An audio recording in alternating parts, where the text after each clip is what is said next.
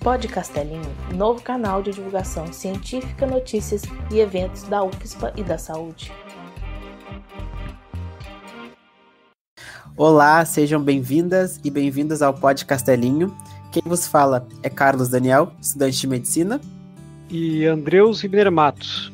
No episódio de hoje, vamos conversar com a professora Andrea Oxley, formada em medicina, vice-presidente da Sociedade Brasileira de Anatomia e integrante e coordenadora do Museu de Anatomia da UFSPA.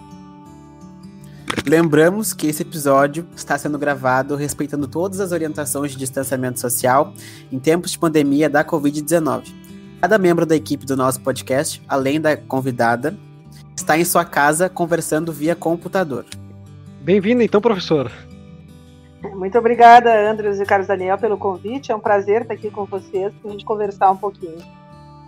Certo. É um prazer nosso também e estamos muito felizes de poder falar de um assunto tão relevante como o Museu de Anatomia e tudo que está em volta dele, né? Que tem várias outras coisas em conjunto com o museu, né?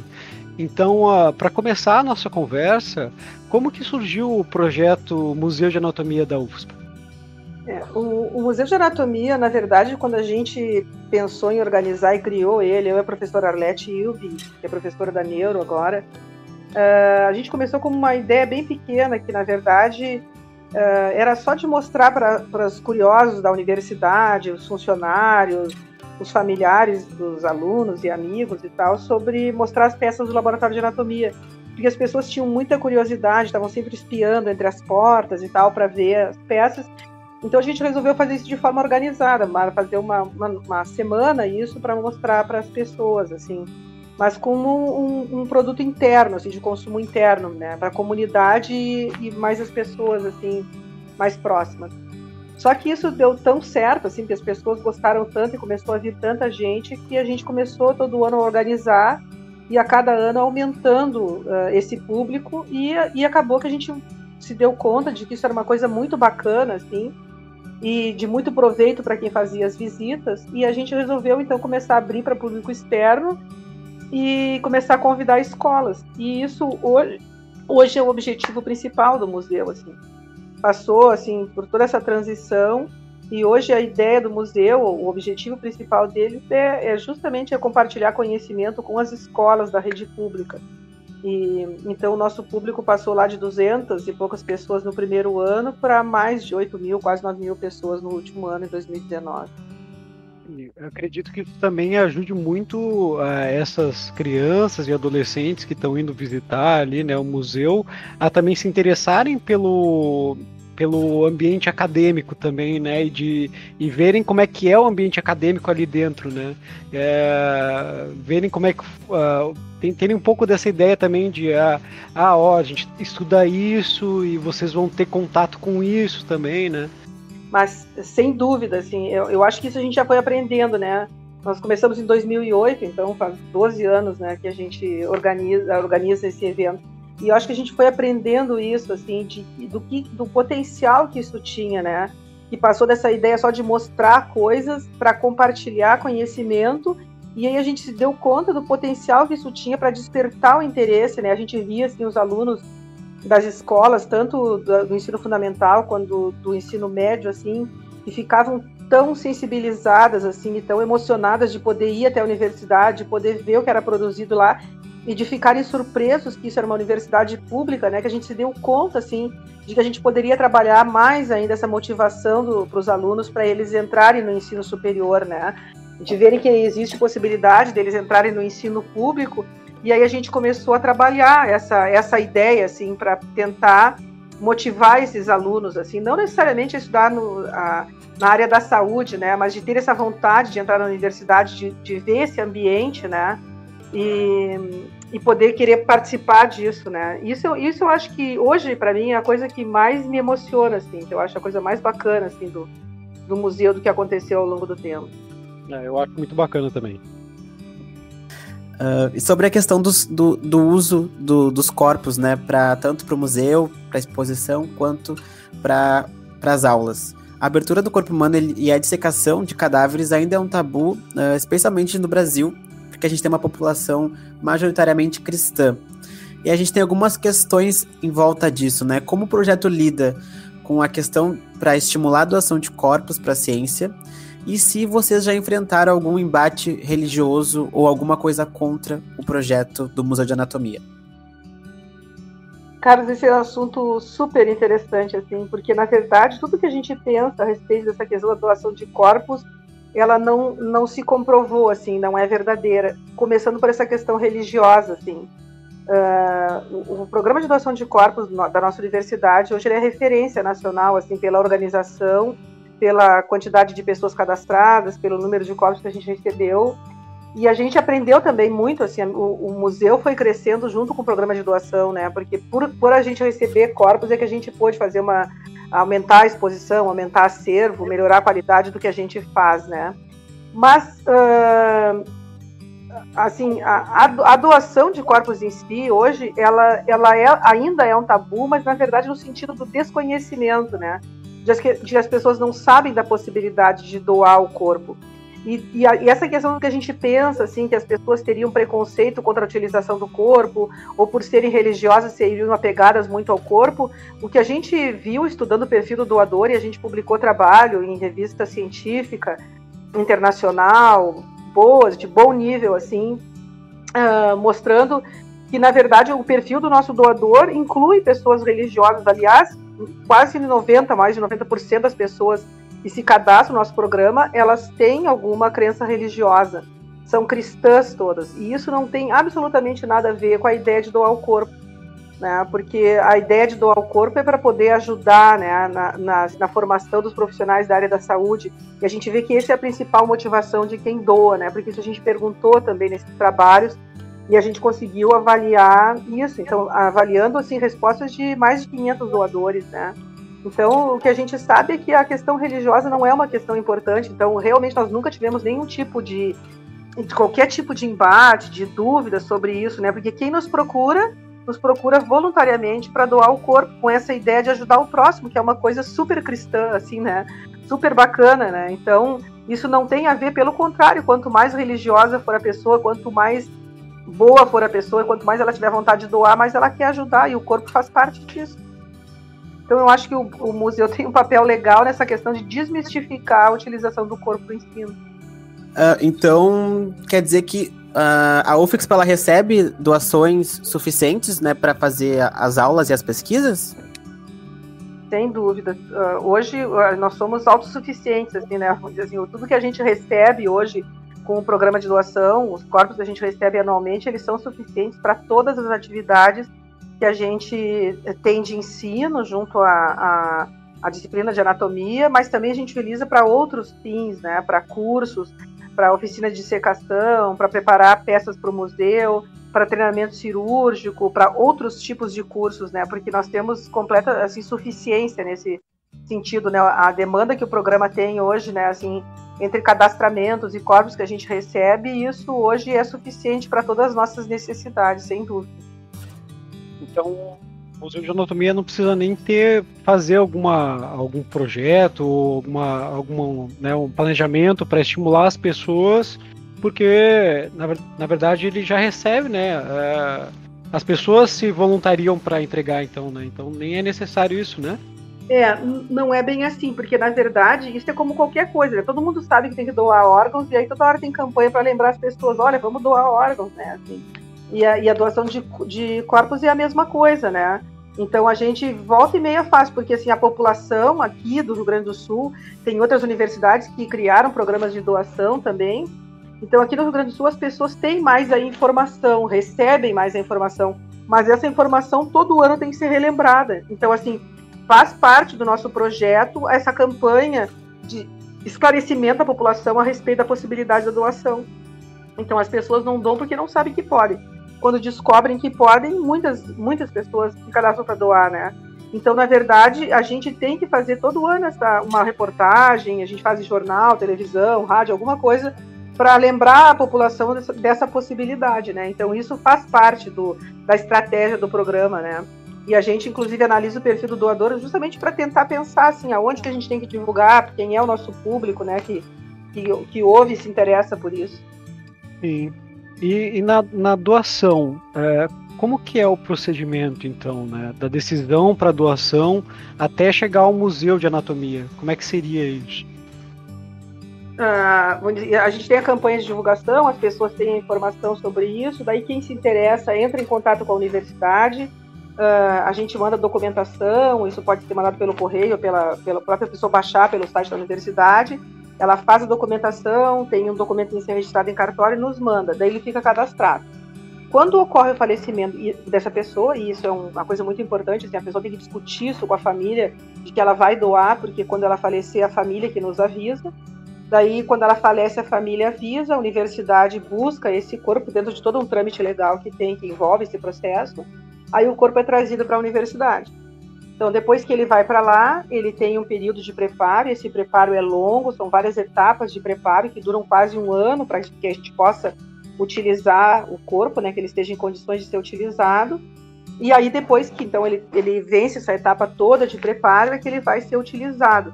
E aí ele pode ser utilizado para as aulas de anatomia, né, para ser preparado durante as aulas, dissecado pelos estudantes. E aí depois que ele é estudado, dissecado, essas peças que se originam daí, elas são trabalhadas também em aula e algumas daí assim que são elaboradas pelos próprios alunos e que de uma qualidade bem diferenciada para ter um aspecto bonito, assim, um aspecto mais artístico para ser apresentado no museu, que aí são escolhidas para a gente utilizar na exposição. Então, a gente pensa assim que a gente recebe a doação voluntária de corpo, né, espontânea das pessoas, e depois a gente devolve nosso agradecimento da comunidade na forma de ensino e arte, que é o que a gente faz, né? A gente recebe o corpo e a gente devolve isso de alguma forma, né? Que seria, então, com a exposição. Fora que existe muito respeito envolvido, né, nessa questão, né, de lidar com o corpo. Eu que, apesar de ser da informática biomédica, já tive aulas de anatomia, vi assim, a quantidade de respeito que os professores tentam passar aos alunos ao lidar com esses corpos, né, que ajudam tanto a gente a aprender tantas coisas, né, naquele ambiente. Isso é uma coisa importante, Andres. Eu acho que a gente, desde o início, quando começou o programa, acho que a gente trabalhou essa questão assim da humanização em relação a essa questão toda da utilização do corpo, né? Porque como a gente sabe quem doou e sabe que essas pessoas doaram isso de forma voluntária, que elas querem aquele corpo daquela pessoa, ela quis estar ali, ser utilizada pelos alunos, acreditando na qualidade da formação desses alunos, né? Então, assim, se a pessoa que doou acredita nisso, o aluno deve esse respeito à pessoa que acreditou na formação dele, né? Então, eu acho que isso cria toda uma consciência, assim, diferente, né? Eu digo que isso é uma mudança de paradigma, né? Antes a gente usava corpo de indigente, de corpos não reclamados, né? Essas pessoas não optaram por estar ali, né? E é diferente, então aquilo ali é diferente da atitude de escolher estar ali, né? Isso mostra, assim, ou dizer assim, propõe, né, um comprometimento do aluno com aquela doação, né? De que ele vá realmente fazer uma utilização adequada disso, né? Então isso, eu acho que isso transforma um pouco, né? E o fato da gente fazer a cerimônia para homenagear as famílias desses doadores e essas pessoas que doaram seus corpos dentro da universidade, isso mostra, assim, promove para os alunos uma possibilidade de agradecimento e de respeito por essas pessoas, né? Eu acho que isso muda completamente a visão que os alunos hoje têm dessa questão dos corpos anatomia, né? Com certeza. Mudando um pouquinho, então, a nossa visão, né? Para a gente debater outro tema relacionado ao mesmo tema, justamente, mas com o crescimento, com o aumento das tecnologias, em algum momento, tu acreditas que é possível mimetizar as peças anatômicas de maneira a não precisar mais dos corpos doados para o ensino de profissionais de saúde? Ou a tecnologia serve como um complemento à aprendizagem? Eu acho que exatamente tu colocou bem a questão, assim, o que os trabalhos mostram, os trabalhos científicos hoje mostram justamente isso, que todo recurso tecnológico, todos esses modelos, assim, que são muito semelhantes aos modelos reais, todos esses programas de simulação, tudo isso ela vem para complementar, mas não para substituir. E isso não é uma opinião pessoal, né? Isso é o que os trabalhos científicos têm mostrado, assim, porque a utilização do corpo ela tem aspectos que são muito importantes, assim, tanto em relação ao ensino técnico, e cada vez tem se usado mais, assim, a anatomia é uma aba, né, é uma parte disso, né. Existe uma coisa hoje que é o treinamento, a simulação do treinamento real, né, o quase real, que é tu treinar na pessoa, é tu treinar num cadáver, né, com um preparo especial que realmente mimetize aquilo que tu vai fazer na prática. Então, para quem vai treinar procedimentos cirúrgicos, procedimentos invasivos, essa possibilidade de treinamento num corpo é uma coisa que é fundamental, né? Então, nesse sentido, cada vez se utiliza mais o corpo para esse fim, né? Então, pelo menos assim, o que a gente vê na maior parte dos países, Estados Unidos, na Europa, hoje ninguém pensa em não utilizar.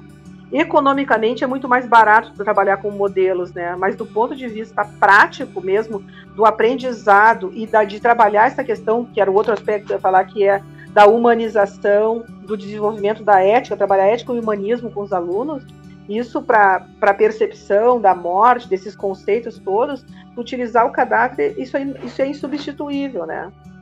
Nesse sentido. E o estilo e o estímulo e a formação de ciências ainda podem melhorar muito no Brasil, né? A gente ainda está num processo de evolução, né? Mas o museu apresenta um destoado comparando com a realidade, né, do nosso país, apresentando bons números e grande envolvimento dos estudantes de Porto Alegre e região. Em 2018, por exemplo, o museu recebeu 9.264 visitantes, incluindo cerca de 5.200 estudantes e professores oriundos de 95 escolas públicas. O que a senhora acha que se deve, né, a todo esse sucesso do museu? Eu acho que o museu, na verdade, claro, a curiosidade sobre o corpo humano é uma coisa inerente, assim, e isso é muito interessante, assim. Essa semana eu tive um webinar que foi sobre, que o nome era Uma Noite no Museu, que eram pessoas que têm museus de anatomia organizados aqui no Brasil, na forma de exposição ou de permanentes, e todos, assim, a surpresa de todos, na verdade, é descobrir como as pessoas têm curiosidade sobre o conhecimento do corpo humano, né? Então, isso é uma coisa que desperta tanto a curiosidade de uma criança quanto de um adulto, né? Então, isso não tem faixa etária, né? Então, a anatomia, ela por si só desperta esse conhecimento. E quando tu oferece isso na escola, né, onde se trabalha o conhecimento do corpo humano, o estudo, que isso é de graça, dentro de uma universidade que é pública, e que tu está oferecendo essa possibilidade para a escola, eu acho que isso, uma vez que a pessoa vai lá, uma vez que a professora leva a turma lá, eles querem levar todas as turmas do colégio, eles querem ir todos os anos, né? Porque eles têm essa possibilidade de realmente ter o contato, né? Assim, de ver realmente como peças reais, corpos humanos inteiros, partes do corpo humano, né? E isso de uma forma que não é chocante, de uma forma que é leve, né? Então, eu acho que isso motiva muito, assim, né? Esse ano que a gente organizou a visita virtual para o museu, nós tivemos 140 escolas, se não me engano, é o número de inscritas, também que a gente organizou na forma de inscrição para poder disponibilizar o material didático complementar para as escolas, né? Então, isso fascina os professores, né? Eles poderem trabalhar com o corpo humano, trabalhar com coisas que são reais, né? E poder ter isso a partir de uma universidade, que seria, vamos botar assim, entre aspas, uma fonte confiável, né? Que tu oferece um material realmente de qualidade. E eu acho que, né, como tu bem trouxeste, o Museu de Anatomia, ele é um projeto que ele é bem grande, ele é valorizado, tem várias reportagens sobre ele, e durante esses mais de 10 anos que o museu está sendo feito, né, teve alguma evolução, tanto na quantidade de público, quanto na apresentação, nas técnicas das peças anatômicas? Como a organização do museu é feita, né? Quanto tempo, mais ou menos, vocês levam para preparar tudo? Quantas pessoas, geralmente, estão envolvidas para que tudo saia como planejado no processo? Ele é um processo bem trabalhoso, né? E ao longo dos anos, sem dúvida, nós fomos modificando muito o material, mas aperfeiçoando o nosso material, melhorando a qualidade, e aí, claro, que entra a questão do programa de doação, da gente ter oferta, né? A gente ter material para a gente poder trabalhar, porque a gente recebe mais corpos, a gente consegue melhorar esse acervo, aumentar a quantidade de peças. Isso foi acontecendo durante todo esse período, né? Mas isso motivado muito que a gente desde o início não, mas nas últimas, sei lá, talvez 7 ou 8 edições, a gente começou a fazer uma pesquisa de satisfação para avaliar os resultados. E aí, em função dessas pesquisas, né, do que mais gostaram, o que mais chamou atenção, e várias outras perguntas que a gente faz sobre isso, baseado nessas respostas, a gente foi melhorando a qualidade, aumentando a inclusão, né, que a gente antes não tinha, quando a gente começou, não tinha essa ideia da inclusão, e também não tinha ideia do público que a gente ia receber, né? E hoje a gente faz trabalho para poder receber escolas de surdos. O ano passado, pela primeira vez, a gente recebeu também de cegos, né? Então a gente vai aprendendo com o público, né? Vai aprendendo com as necessidades e muito com a motivação dos alunos, assim. Que todos os anos o pessoal que é voluntário, bolsista, que trabalha no projeto, na organização, todo ano esses alunos, eles trazem coisas novas. O ano passado a gente foi no museu e viu que tal coisa ia ser legal se tivesse, tal coisa. E essas ideias, todo ano a gente vai incorporando coisas novas para poder trazer realmente coisas diferentes a cada ano. Então a gente trabalha com alunos que são bolsistas e voluntários que trabalham na organização do projeto. Trabalhamos com 2 técnicos do laboratório, mais uma professora que colabora comigo. E para guias do museu, a gente seleciona alunos que estão voluntários, alunos que estão da nossa universidade, que já fizeram a disciplina de anatomia em qualquer dos cursos de graduação, e esses alunos trabalham com voluntários. Então nós trabalhamos com em torno de 90 e poucos alunos que são voluntários e que vão guiar os visitantes, principalmente das escolas, né, durante o período da visita, né, falando sobre as peças, respondendo perguntas sobre isso, né. Mas é interessante, assim, que a organização, hoje em dia, que é uma coisa um pouco mais difícil, sabe? Porque eu já tive 12 bolsistas, né? Na época que nós tínhamos editais do governo, do CNPq, do MEC, que a gente conseguia verba para bolsas e para aperfeiçoar o nosso material, nossos projetos e tudo. E nos últimos anos a gente não tem nada. Então eu dependo única e exclusivamente das bolsas que a universidade oferece. E que cada vez ela restringiu mais, né? Hoje cada professor só tem direito a um bolsista de PID, um bolsista de extensão. Então, para um projeto do tamanho do nosso, eu tenho direito a um bolsista de extensão, quando eu faço. Aí eu faço um outro projeto de PID para conseguir um outro bolsista. E quando eu consigo para iniciação científica, então são projetos diferentes que as pessoas trabalham juntas, né? E aí mais alguns voluntários que a gente consegue captar para trabalhar conosco no projeto também, né? Então eu trabalho com em torno de 5, 6 pessoas para organizar todo esse evento, e nós levamos um ano inteirinho organizando todo o evento, né, para se organizar todas as questões das escolas, os cadastramentos, a oficina de dissecação, que é um curso de 40 horas que a gente faz, que os próprios alunos eles organizam também. Então é um trabalho árduo, eu diria assim, né, de um ano para cada exposição. Certo. E, professora, a senhora falou sobre uma coisa antes, que seria a visita virtual ao Museu de Anatomia, né? Vamos entrar um pouco mais a fundo nesse assunto. Como é que se iniciou aí a ideia da visita virtual do museu? Justamente começou com a pandemia, como tudo, né? Que é virtual hoje, assim, né? Que se aperfeiçoou. Exatamente surgiu com a pandemia, né? Porque nós organizamos essa visita em maio, né, que ocorre a exposição. E ela causa uma grande aglomeração mesmo, né? A gente recebe a gente faz agendamento para as escolas, 100 alunos por hora, né, que a gente recebe. Então tá sempre lotado, né? E o calor humano, ele é muito real, né? Então isso nos inviabilizou completamente de realizar a exposição esse ano. E a gente percebeu que para tão breve assim não ia conseguir fazer, e aí a gente não quis deixar de cumprir o nosso objetivo, né, que seria o compartilhamento de conhecimento com as escolas. Então a gente resolveu pegar as imagens e filmagens que nós temos dos anos anteriores e elaborar uma visita virtual, como se fosse um grupo de alunos que chegou para fazer uma visita no museu real, né, e aí a gente fez todo o trajeto da visita, como se fosse com um aluno guia, que foi narrando, e aí os próprios alunos, esses bolsistas que trabalham juntos, foram narrando toda a visita como se estivesse guiando realmente um grupo. Então ele é um filme didático, assim, né? Didático pedagógico, é uma coisa bem bacana, assim. Ele tem a duração de 30 minutos, então as nossas visitas habitualmente para as escolas, elas duram 1h30, até 2 horas, dependendo todo o trajeto da visita, mas a gente fez para ser uma coisa, assim, mais acessível, né? Uma visita de 30 minutos, mas com conteúdo, assim, né? Para poder ser trabalhado nas escolas. Então ele ficou disponível durante 10 dias no canal do YouTube da universidade, e a gente teve mais de 5.000 acessos, né, nesse período, né?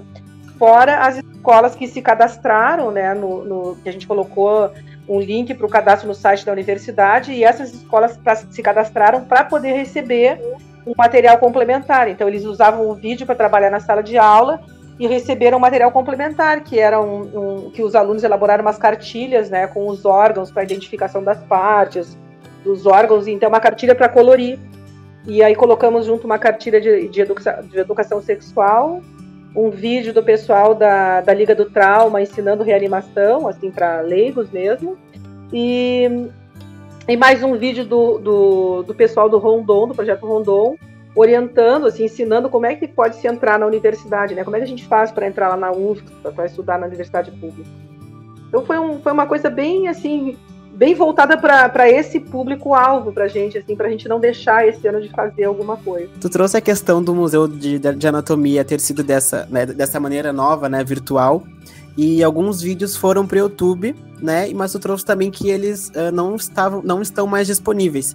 Tem alguma previsão de que esses vídeos possam voltar para a plataforma para ficar para o público?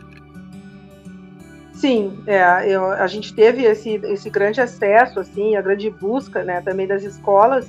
Então a gente resolveu, agora para a próxima semana, nós vamos de novo disponibilizar ele no canal do YouTube e colocar de novo o link disponível também lá no site da universidade, para que as escolas que têm interesse possam se inscrever e ter acesso a esse material complementar que a gente fornece também. Então vai ficar disponível esse ano, a gente vai deixar aí no canal do YouTube da universidade. Tá certo. E vocês sentiram que... Uma última pergunta, né, pra gente finalizar esse assunto sobre o Museu de Anatomia e a visita virtual. Vocês sentiram que foi muito diferente? Deve ter sido, né, bem diferente o processo de criação de um para outro, mas ao mesmo tempo deve ter sido bem parecido, né, um com o outro na questão de conteúdo, etc. Mas não ter toda aquela organização física deve ter mudado bastante o jeito que vocês fizeram as coisas esse ano, né? Eu vou te dizer que foi muito engraçado isso, porque eu tive umas reuniões com os alunos, que a maioria deles são todos entraram esse ano para o projeto, né? E daí eu falei para eles, assim, várias vezes, eu disse, vocês não têm ideia de como eu tô me estressando igual eu me estressei quando foi para montar ele virtual, assim. Eu acho que a preocupação que a gente tem, assim, com a qualidade do que tu vai apresentar é a mesma, né, assim. E a preocupação se a gente está atingindo o público da gente da forma adequada, se a linguagem que a gente utilizou foi correta, se todo o material que a gente disponibilizou está certo, se isso ficou visualmente, não ficou chocante. Tudo isso, toda essa preocupação, ela aconteceu igual, assim, e na mesma proporção. Eu acho que quando a gente faz ele presencial, a gente tem um desgaste físico, né? Porque a gente trabalha carregando coisa, montando coisas, né? Montando peça. E essa vez a gente teve um desgaste grande, mas emocional, assim, né? A gente se reuniu muitas vezes para poder acertar o roteiro, para acertar as imagens, para fazer as edições, né? Então, isso não é uma coisa simples, não. Ela é bastante trabalhosa também. Principalmente quando a gente se preocupa, assim, se nós estamos falando de anatomia, nós temos que falar tudo muito certo, né, assim, porque essa é a nossa responsabilidade, né, ainda mais se a gente vai passar um material desses para um professor numa escola, né, então a gente tem uma responsabilidade muito grande, tanto quanto quando a gente faz isso presencial, né, de mostrar isso de uma maneira que é adequada, que não seja chocante, né, que tenha as informações que precise, a preocupação que a gente tem na formação dos guias, né, que a gente faz curso e tudo para que isso tudo seja da melhor qualidade. Então isso, na verdade, não mudou nada, assim, né, do ponto de vista prático, né, é outra forma de estresse, outra forma de trabalho, mas é muito trabalho, assim, porque sempre eu entendo isso como com muita responsabilidade, assim, a responsabilidade que a gente tem, né, frente ao nosso público. Vocês pretendem dar continuidade à visita virtual nos outros anos seguintes? Nós conversamos sobre isso, assim, eu acho que talvez a ideia para os próximos anos seja fazer mais uma visita mesmo, assim, não uma visita guiada, né? Assim, nesse sentido de ser de conteúdo didático. Se a gente tem condições de fazer a visita presencial, eu tenho certeza que isso para as escolas é muito mais rico, né? Então, a gente pode produzir mais vídeos, mas não assim com esse perfil que a gente fez agora de substituir, né? Porque a gente não tinha como fazer presencial. Eu acho que eu fiquei com essa ideia de que a gente tem que fazer uma visita, assim, mais como uma visita, como a gente faz num museu de arte, assim, né? Mais apreciando do que fornecendo conteúdo, assim, né? Mais como uma coisa mais de visita mesmo, né? E acho que isso a gente tem que fazer, assim, para mostrar um pouco de cultura e arte nisso, né? E manter as nossas, eu acho que a nossa tradição da visita presencial, ela é importante demais para as escolas, né? Eu tenho certeza que esse trabalho, ele é muito mais... Esse ano nós cumprimos a nossa missão e colaboramos com os professores para ajudar no ensino. Mas eu acho que a nossa missão, ela é presencial, é levar os alunos lá dentro da universidade, porque isso é que muda, né? Que dá a característica, assim, da visita. Então, queria agradecer primeiramente a presença da professora, pela disponibilidade de tempo a gravar esse episódio aqui com a gente, que é muito importante. Agradecer também a equipe, né?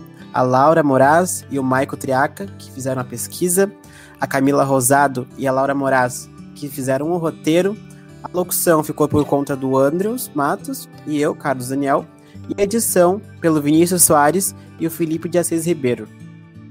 Professora, obrigado pela tua participação com a gente. Obrigado. Obrigada, eu que agradeço muito a oportunidade. É sempre um momento legal assim, poder falar sobre o museu. Obrigada para vocês.